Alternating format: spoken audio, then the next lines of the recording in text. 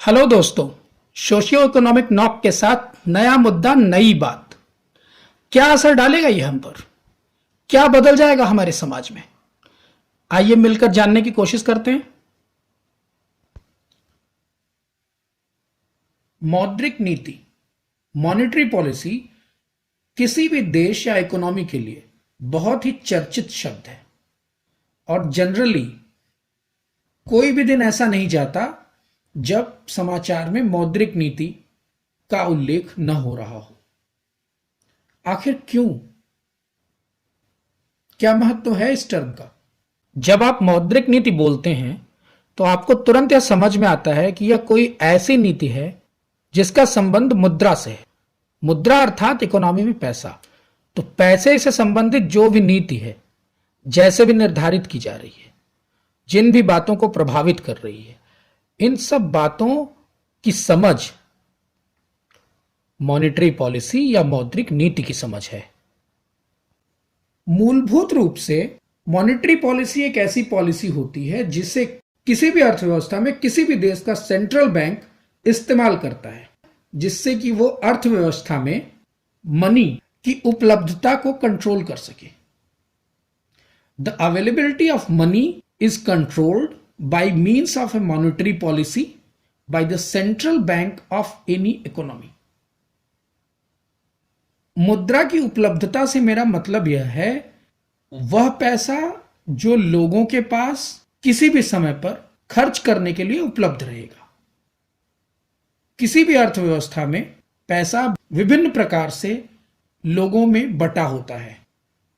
कुछ पैसा गवर्नमेंट के पास होता है, कुछ बैंक्स के पास होता है, कुछ बड़ी कंपनीज के पास होता है और कुछ पैसा होता है जनता के पास, जिसे वो अपने कंजम्पशन के लिए इस्तेमाल करते हैं और वही हमें कंज्यूमर्स डिमांड के रूप में नजर आता है। इकोनॉमिक एक्टिविटीज के फलस्वरूप इस बंटवारे में बदलाव होता है। समय के साथ कहीं पर पैसा ज्यादा हो जाता है और कहीं पर कम हो जाता है। नीति शास्त्र के अनुसार जो ज्यादा है वो विष के समान है और जो कम है वो वंचना की स्थिति उत्पन्न करता है। The excess is like poison while the scarcity causes the state of deprivation. For the desired financial wellbeing of economy both the situations are not acceptable. क्योंकि ये दोनों स्थितियां इकोनॉमी में तरह तरह के डिफॉर्मेशन और डिस्टॉर्शन उत्पन्न करती हैं, जिसे हम फ्लक्चुएशंस कहते हैं, economic fluctuations.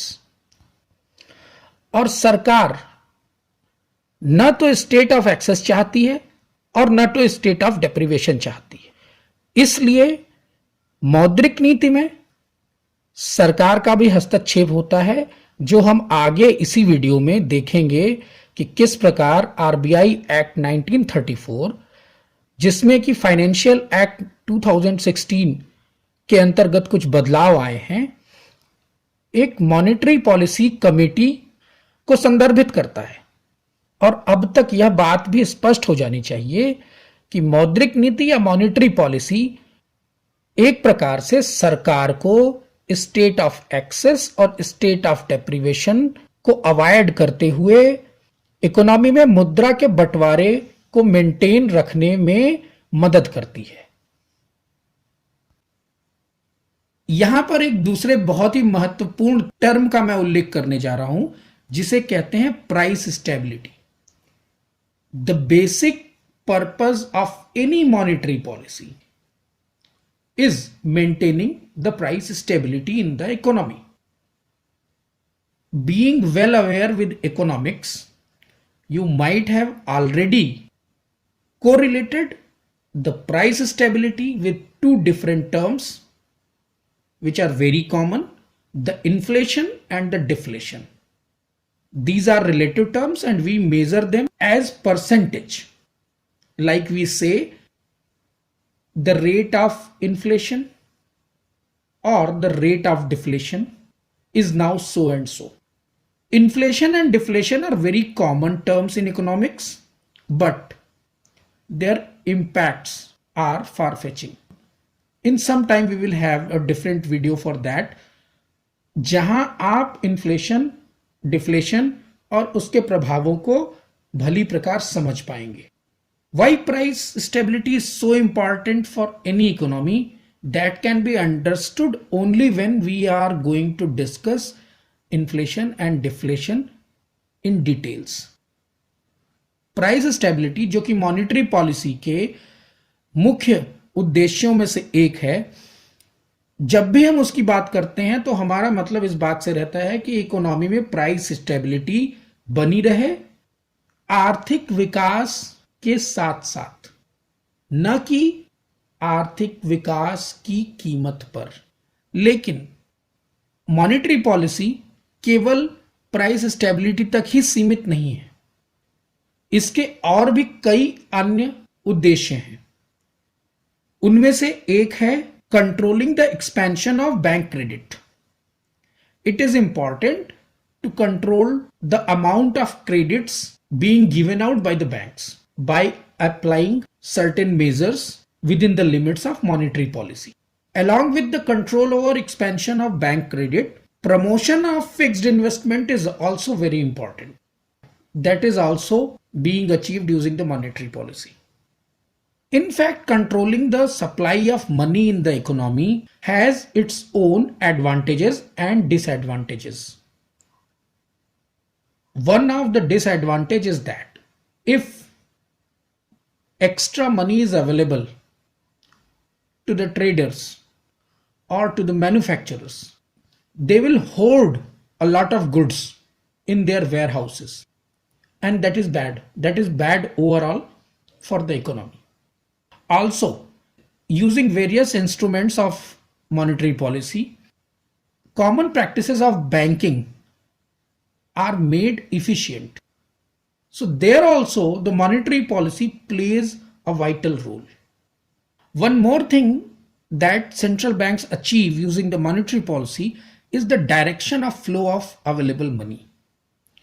Like for example, at certain stage, if some measures are being introduced via monetary policy which are encouraging the credits to be given to a specific sector, मतलब किसी विशेष समय पर किसी एक सेक्टर को दिए जाने वाले क्रेडिट में उतार या चढ़ाव करने के लिए मॉनेटरी पॉलिसी में जरूरी बदलाव किए जा सकते हैं, और इस प्रकार से इकोनॉमी की किसी भी इंडस्ट्री को या किसी भी सेक्टर को जरूरी मुद्रा पहुंचाई जा सकती है या अतिरिक्त मुद्रा वहां से खींची जा सकती है।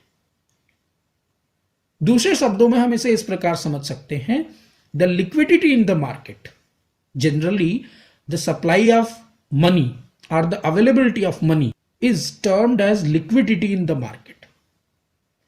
And if it is liquidity, for sure there is a flow, and the direction of the flow is controlled using monetary policy. In order to formulate a monetary policy, there is a monetary policy committee, and this committee is diverse in nature. 50% of its members are not from RBI. They are appointed by the central government. This way, the diversified constitution of this monetary policy committee makes the policy very dynamic in nature. Thus, till here we have understood that the monetary policy is directly related with the money supply, the credit, the price stability, the stability of exchange rate, and the balance of payment. These are generally being called the operations of monetary policy.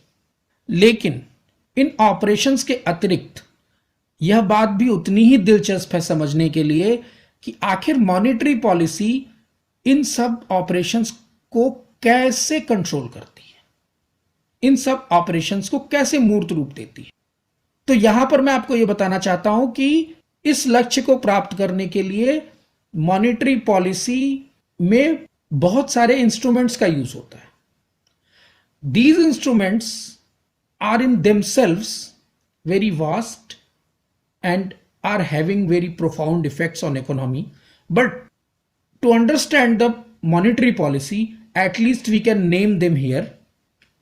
These instruments are open market operations, cash reserve ratio, statutory liquidity ratio, bank rate policy, credit ceiling, credit authorization scheme, moral suasion, repo rate and reverse repo rate. So we can say in brief that monetary policy is something which is used to achieve certain purposes, and for that the central bank uses certain instruments using which the economy is made to perform in a balanced way. Thank you so much for being with us. अगर ये topic आपको helpful लगा तो इसे अपने दोस्तों के साथ जरूर साझा करें। हमारे चैनल को सब्सक्राइब करें सो दैट हम ऐसा ही और कंटेंट लेकर आते रहें। Thanks once again and do take care.